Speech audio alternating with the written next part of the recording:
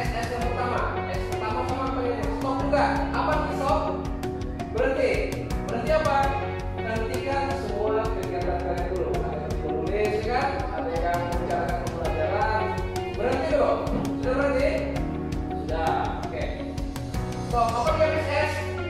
T. Take a deep breath. Ambil nafas yang dalam. Coba silakan ambil nafas yang dalam. Buang perlahan. Belum? Oke, silakan. Lakukan. Ambil nafas yang dalam. Rasakan udara mengalir masuk dalam paru-parunya. Keluar kembali. Habis itu apa lagi? Oh, observe. Observasi. Rasakan semua badannya, rasakan di mana tangannya, rasakan kepalanya, rasakan wajahnya, rasakan kakinya. Terus rasakan lah. Dapat rasakan ini semua ya. Rasakan yang ada dalam diri, rasakan. Oh, semuanya kan baik-baik saja ya. Apa lagi Om? P. Yang P proses. Artinya silakan dilanjutkan lagi. Kalau kita sudah mulai stop tadi, STOP langkah-langkahnya sudah, baru kita memulai pembelajaran kita. Apa fungsinya Pak? Fungsinya adalah mengembalikan fokus kita secara penuh. Yang tadi itu ada yang tarik-tarik pohon ya, yang memungut sampah, yang habis nama olahraga, betul? Oke. Sekarang kita seperti Bapak katakan kemarin mempelajari tentang bioteknologi. Apa tujuan pembelajaran hari ini adalah mengetahui prinsip apa sih sebenarnya bioteknologi itu. Nah, itu yang pertama. Yang kedua, mengetahui perbedaan antara bioteknologi modern dan bioteknologi konvensional. Oke. Nah, sebelum memulai pembelajaran, mari kita berdoa. Berdoa menurut agama dan kepercayaan masing-masing. Dimulai.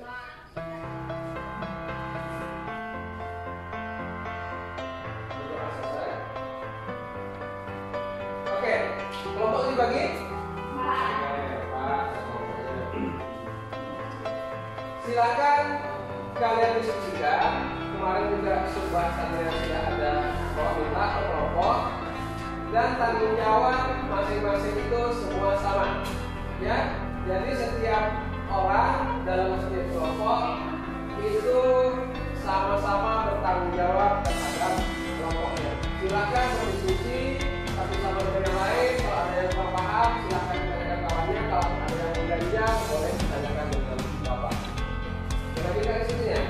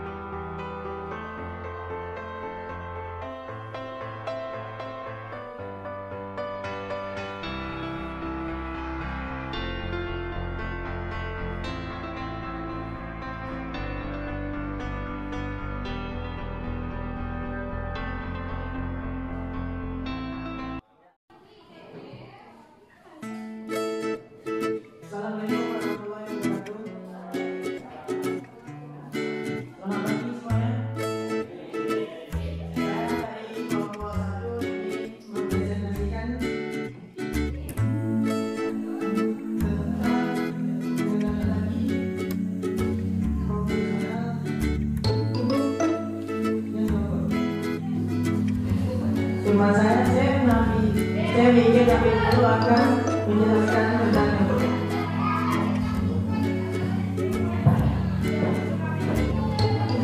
yogurt adalah bioteknologi konvensional. Kenapa bioteknologi konvensional adalah yogurt? Bioteknologi konvensional adalah bioteknologi yang mengandalkan mikroorganismenya seperti yogurt mengandalkan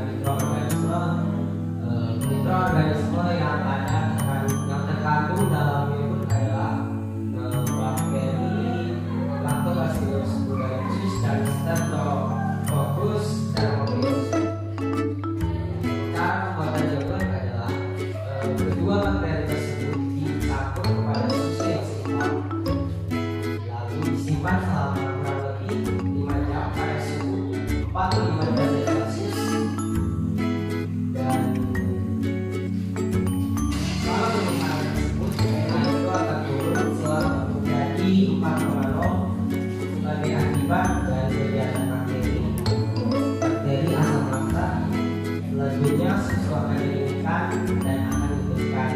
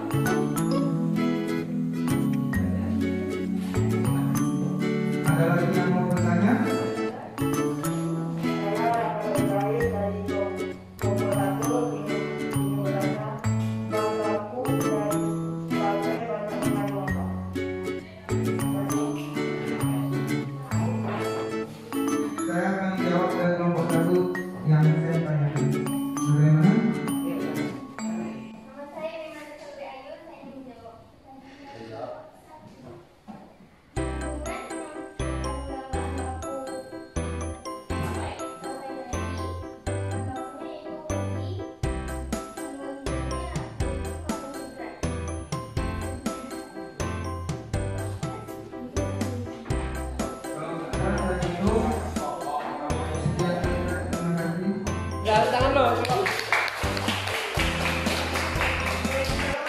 Oke.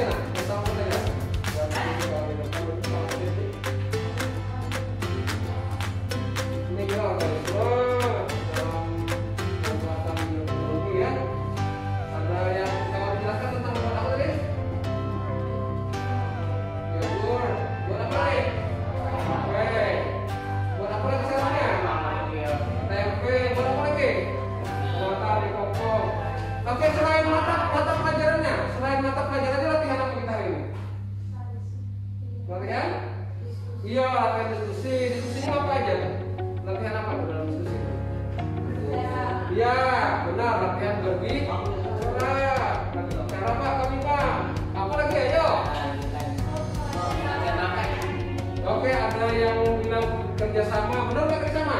Ya. Betul. Latihan kerjasama kita. Latihan apa lagi katanya? Oh, melatih percaya diri kami Pak. Kami tak percaya diri, kami berlatih tampil ke depan berbicara. Kira-kira ada lagi?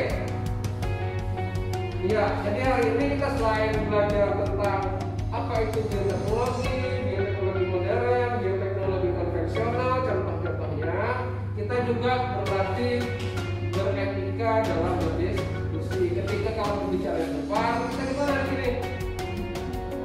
Iya, mendengar, mengamati, menyimak, ya kan? Ketika misalnya ada pertanyaan yang mau disampaikan, kita etikanya apa? Perkenalkan diri dulu, ya kan? Dari belakang segini mau bertanya ada yang kurang jelas. Nah, ini banyak manfaatnya ya. Tidak hanya belajar tentang materi IPA, tapi kita juga tentang percaya diri kita tahu. Belajar tentang kerjasama, belajar cara berbicara, belajar cara menyimak, mendengarkan orang lain. Mungkin sampai di situ dulu. Silakan dikembalikan lagi ke tempat duduknya. Langsung pulang ke rumah. Nanti kita belajar lagi. Assalamualaikum warahmatullahi wabarakatuh. Assalamualaikum warahmatullahi wabarakatuh. Nama saya Khairi Rahman, calon guru penggerak dari Kabupaten Indragiri Hilir, Provinsi Riau. Kali ini saya akan mencoba merefleksikan pembelajaran yang telah dibuat, di mana dalamnya diminta untuk melakukan pembelajaran berdiferensiasi dan diminta juga untuk memuat minimal 2 kompetensi dari kompetensi sosial emosional. Pada filosofi Ki Hajar Dewantara, di mana di sana beliau menyatakan bahwa setiap anak itu unik, punya karakter masing-masing, biarkan dia tumbuh dan berkembang dengan keunikannya itu. Sehingga kalau dikaitkan dengan modul 2 ini muncullah namanya pembelajaran berdiferensiasi, di mana pembelajaran berdiferensiasi ini dibuat untuk memenuhi kebutuhan belajar murid. Nah, seperti itu. Baik, langsung saja kita mulai refleksi pembelajarannya.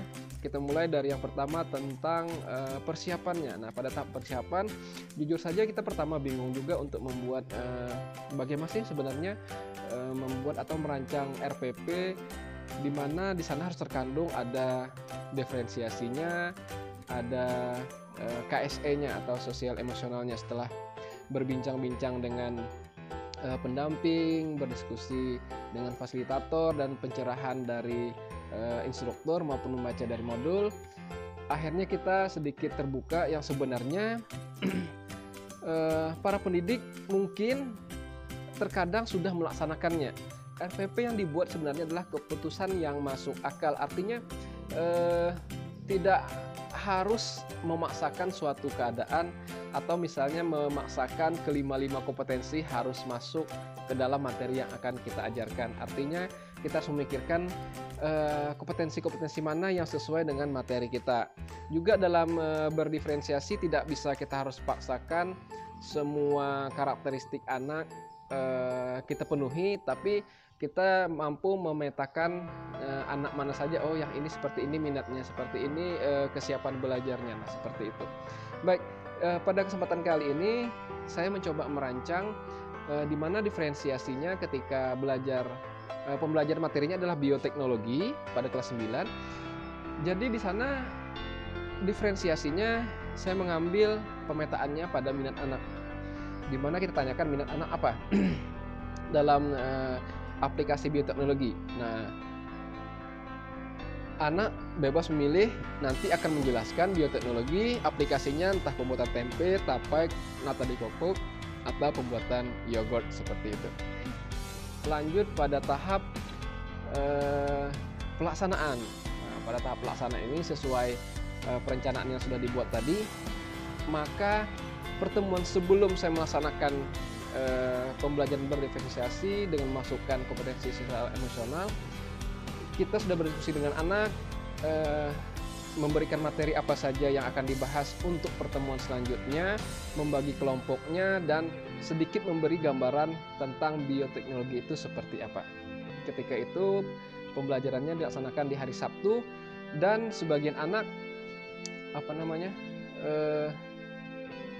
selesai melakukan gotong royong. Nah, pas sekali metode stop ini dilaksanakan kepada anak yang tujuannya tadi mengembalikan fokus anak, melatih kesadaran penuh anak. Nah, seperti seperti itu, dan juga pengelolaan emosi yang ada pada diri anak dari ketika dia gotong royong sibuk tadi menenangkan jiwa anak dan menyiapkan anak supaya mentalnya siap untuk belajar.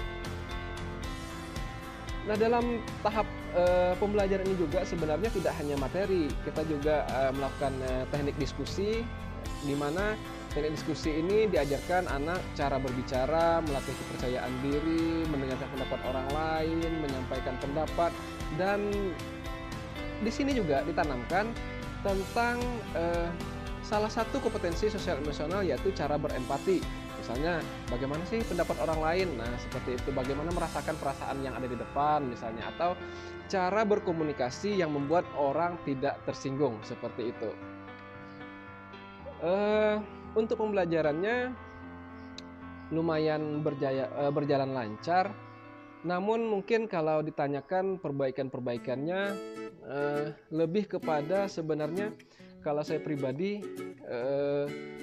pembiasaan.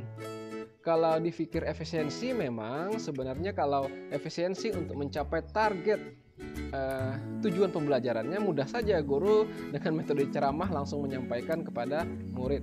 Namun ketika kita melakukan diskusi, di sana terdapat proses, di mana pendidikan kita yakin adalah sebuah proses, anak mencari, bertanya, terus menggali, meskipun ketika dia salah, dan akhirnya kemudian menemukan jawaban yang benar, maka akan lebih lama melekat di dalam ingatannya.